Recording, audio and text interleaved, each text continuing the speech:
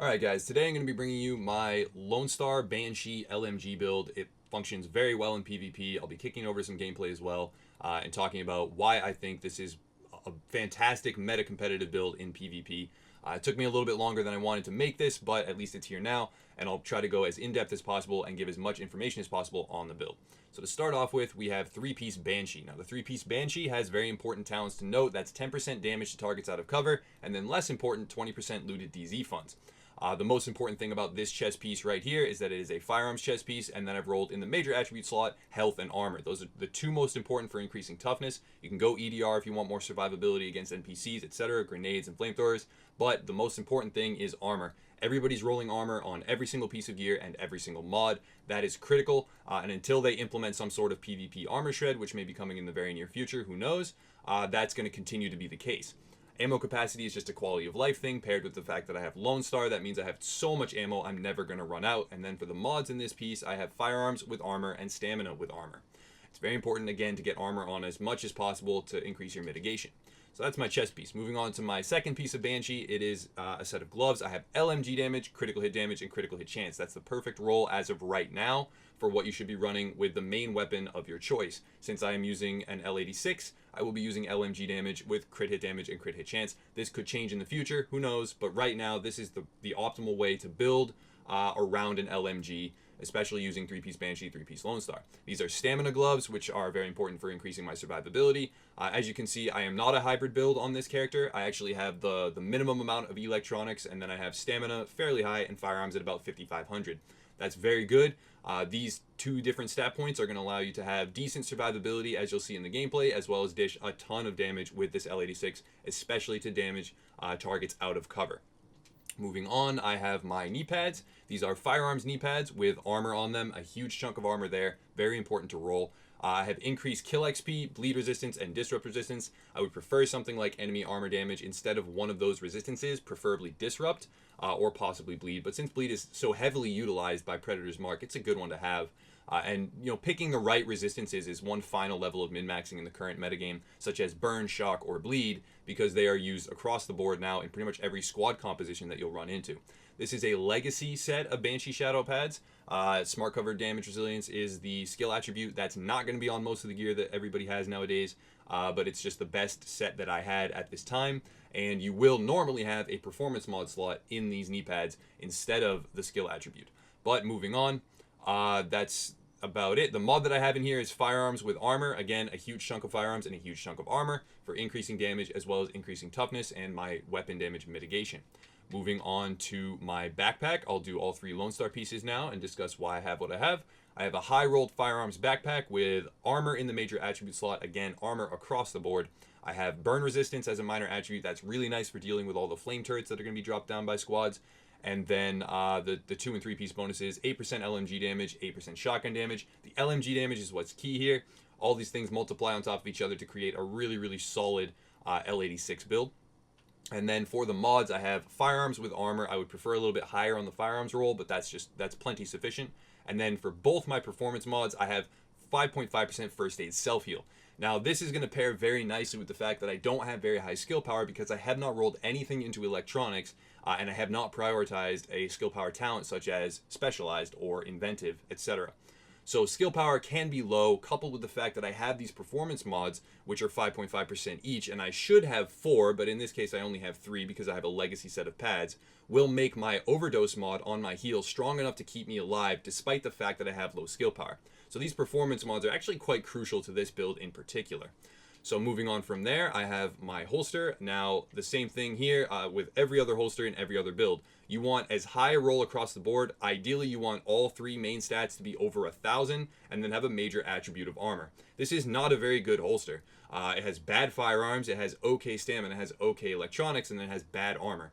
You want higher armor in the major attribute slot, and you want 1,000 across the board because this gets the job done, but it's not super min-maxed. A lot of players are going to have better stat points than this video right here because they have better rolls in a lot of these categories. So before you go making a comment saying that build is crap, my stats are better, it's not necessarily about the stats. It's about how you use them, but also I know a lot of people's stats are going to be a lot better because I don't have perfect rolls in everything. I try to do attainable, reachable builds rather than something that I've spent 45 hours min-maxing over the course of 4 days, and everyone is going to wonder, okay, well, if I only have 2 hours to play a night, I'm never going to achieve that, so what's something I can actually use? This is something that's achievable. The stat points are going to reflect accurately someone who puts this together in a limited amount of time, like I have done so. Moving on, again, my holster has a 5.5% first aid self-heal mod in it to bring me to a total of, I think it's 16.5%.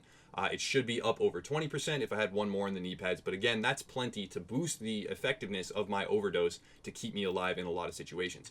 Moving on to my mask, I have a high rolled stamina mask, which is doing very well, and then in the major attribute slot I have damage to elites. This should be critical hit chance. That's the one thing that I really wish I could roll in this build, because with the talents that are on my gun, which I'll go over in a second, I'm really going for critical strikes to the head.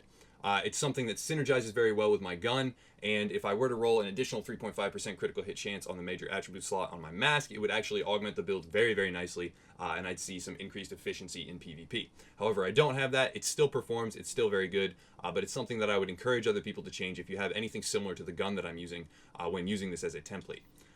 The mod in my mask is actually a firearms mod with armor again. I purchased these about a week ago from the vendor. I don't believe that they're available anymore, but if you can, always get armor mods, you know, whether it's firearms or stamina, have armor on your gear mod slots because it will increase mitigation and thus increase survivability. Now moving on to my weapons. I have a military L86 LSW. Now, as you can see, the base damage is very high. It's about 17,000, and that's coupled with the fact that I have decent toughness. Now, the RPM is nothing, you know, super special. It's not like the M4s or the LVOAC that's up at about 850, closer to 900 when you mod them correctly. But the 18% damage to targets out of cover is essential. It actually multiplies against and procs after the Banshee 3-piece of 10% damage to targets out of cover. So let's put those right next to each other and let's pretend like they're just additive for the moment anyways. That's 28% increased damage on top of 17,000 base on this L86 before I even shoot a player. So that right there is going to be active pretty much in every PvP scenario. And it factors on top of the 17, you know, the 28% factors on top of the 17 before you even start fighting, and it's active pretty much all the time. Now, on top of that, we have Vicious and Fierce in the first and third slot, respectively, but also in the middle, Unforgiving. Now, I believe that Unforgiving is like the sleeper agent of weapon talents, especially on console, and a lot of people aren't realizing how strong this really is.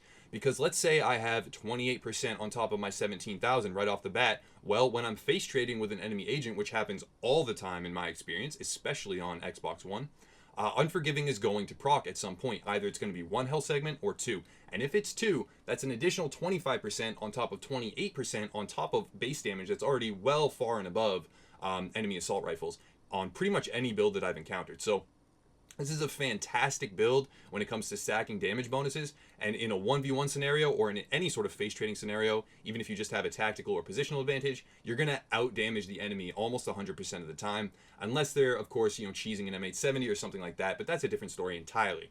So the build is very effective, the weapon's very effective, and it's only limited by how efficient you are and your aim is. I know my aim is bad, and I'm not claiming it's ever been good, and I'll show that in the gameplay, but it has a lot of damage and a lot of potential if you land the headshots to mow through enemy players very, very efficiently. So my secondary, I'm not even going to talk about because you can use whatever you want here. I am using an SASG to take advantage of the fact that I do have bonus damage to targets out of cover, which can proc on any gun type, as well as the fact that I have 8% shotgun damage from my Lonestar. This is not going to be one-shotting any players. I would prefer to reroll Deadly to Unforgiving, but it has Vicious and Competent as the other two, and those are both top-tier talents. So I'm very happy with this secondary role. It's primarily what I'm going to be using for, let's say, NPCs, but I can face trade with it as well. But again, I'm not going to be one-shotting any enemy players with headshots. This is more as a tool to just take advantage of the bonuses that I have on my gear rather than let them go to waste in any capacity. So moving on, I actually really will talk about my pistol very quickly. You just want a high RPM pistol, probably an X45 or something similar with Harmful. That's very useful in PvP. As soon as you have this, you can actually bleed people from very far back. and prevent them from running away. Now, I don't have any gameplay of me doing this, but it's very important to have a pistol with harmful before you go into PvP encounters, because it has a lot of utility. You can bleed people and then switch to a different weapon. You can bleed people as they're running. There's a lot of uses. So very, very nice to pick one of these up for anybody that doesn't already know about that. Moving on to my abilities and my talents. I am running Pulse with Conceal. Since I am solo, I do not want the enemies to be able to pulse me. I will be using my Pulse with Conceal constantly. It gives me an additional 12.1% critical hit chance, which factors very nicely on top of the fact that I have both Fierce and Vicious on the gun. And then I've gone for high headshot damage with the way that I've modded the gun, which again, I forgot about, but I'll talk about that in a second. And I will be using this constantly. And if in the situation where I'm using something like my SASG that has Competent, it's a very, it's a fast cooldown relative to some other skills, which maybe start their cooldown after the skill object is destroyed. So it's a good choice. And it also protects me from enemy pulses, which is the biggest benefit. Moving on to my Overdose, as you can see here, I have ally heal of 36,000, but I have self heal of 85,000. Now that's because of my mods. With 67,000 skill power, which is very, very low compared to most builds, I have 85,000 self heal with the ability to overheal myself. That's awesome. That keeps me alive in a lot of scenarios, and from a solo play perspective is invaluable. That's why I've gone with the performance mods that I have. For my signature skill, I'm going with the recovery link because it auto procs when I am by myself, but in a group play scenario, I would go with tactical link immediately. Because my damage is so high but the RPM isn't great on this L86, this tactical link is going to make me just an absolute berserker. I can shred through enemies even if they have a defensive signature up because of how much damage I have and because the RPM, excels so much once you have that 50% bonus. Moving on to my talents. Now, I do have Tactical Advance. You can easily switch this out for One is None or for Precision if you're going to run something else.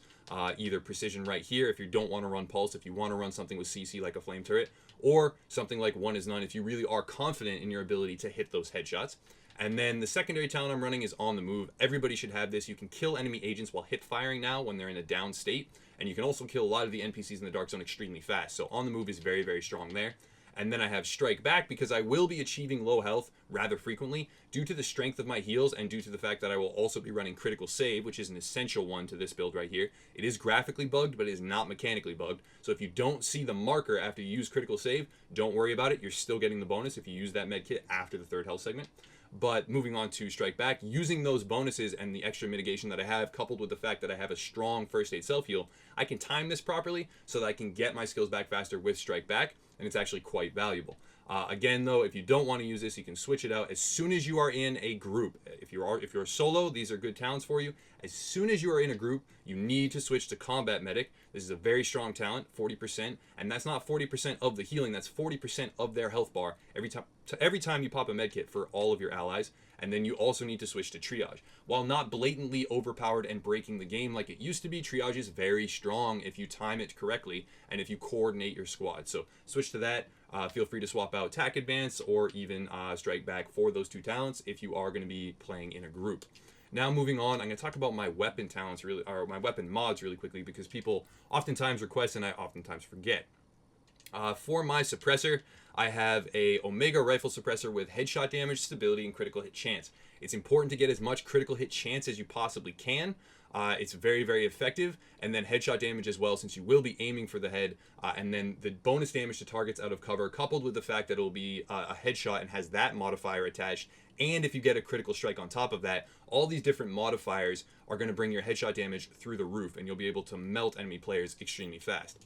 Moving on to my reload speed, underbarrel. That's very good. I would prefer critical hit chance, but right here I have reload speed, optimal range, critical hit damage. Very good. The reload speed helps a lot, especially because the L86 functions a lot like an assault rifle. It doesn't have a belt-fed style, so you can reload this very quickly and get back to firing the same kind of way you would with an assault rifle, just a different reticle, and then it has the built-in damage to targets out of cover. Moving on to the magazine, I have 115% mag size, 3% critical chance, and rate of fire. This is the perfect rolled magazine that I've been looking for a long time. It's fantastic. Again, critical hit chance is essential. And then moving on to the scope, I have a VX1 scope with headshot damage, critical hit damage, and critical hit chance. Again, very important to have critical hit chance, and then the headshot damage is absolutely essential. If you're going to be face trading with enemies and you're both landing headshots, you need this scope in particular to allow you to win those trades. So that's how I have modded my L86. Going over my character panel really quickly. For weapons, that's the wrong weapon. Let me just switch really quickly. I'm going to go out into the dark zone so that I can switch back and forth. That was on my SASG. There we go. I switched to the right one. I didn't need to go out. So critical hit chance is at 29% pre-pulse. If I were to pulse, I will go up to over 41%.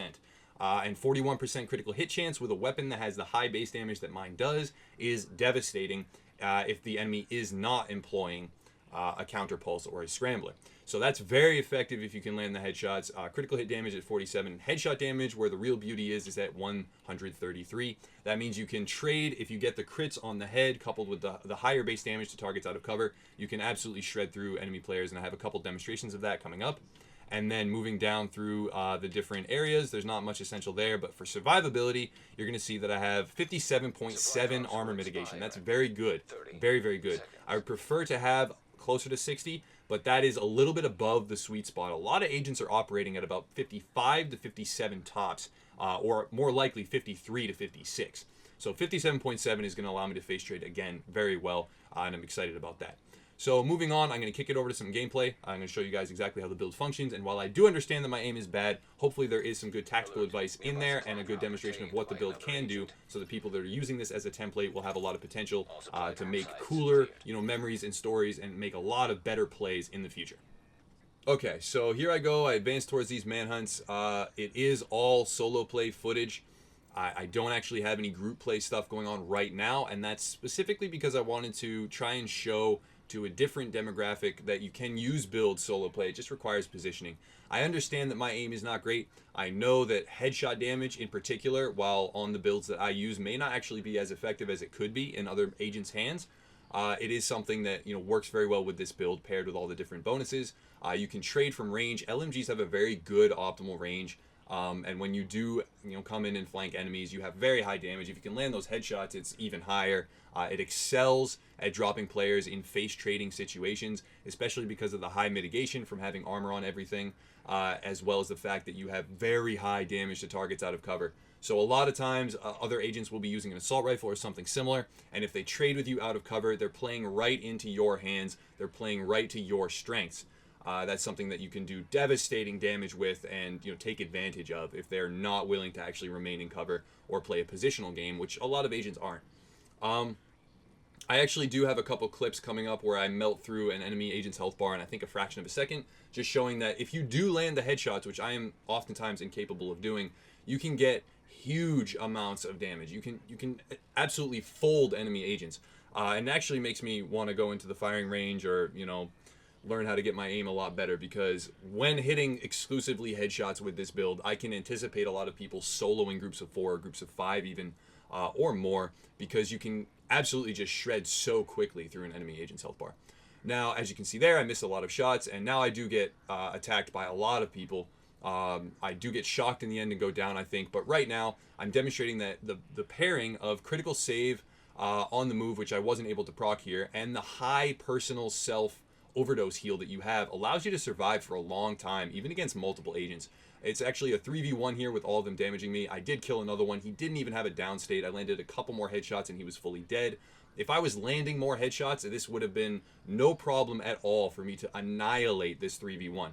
I wasn't able to do that, but you out there, whoever's watching this video, is quite possibly going to be able to do that. As you can see there, I had no idea there was a shock turret. It ended up shocking me and killing me just like that because they could focus fire.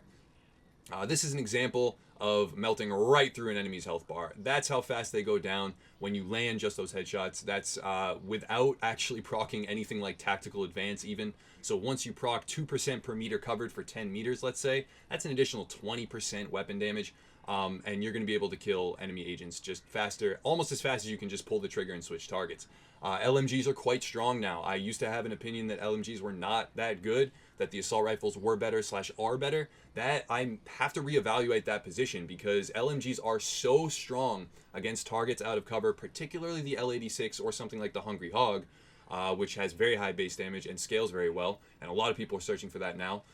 They may actually be significantly better, specifically the L86 in my eyes, than assault rifles, because as of right now, PvP does not incorporate enemy armor damage. And what that means is that the L86's bonus of 18 to 20% damage to targets out of cover is invaluable, and is one of the few bonuses that is not only super strong but active at all times in the DZ to both players and NPCs.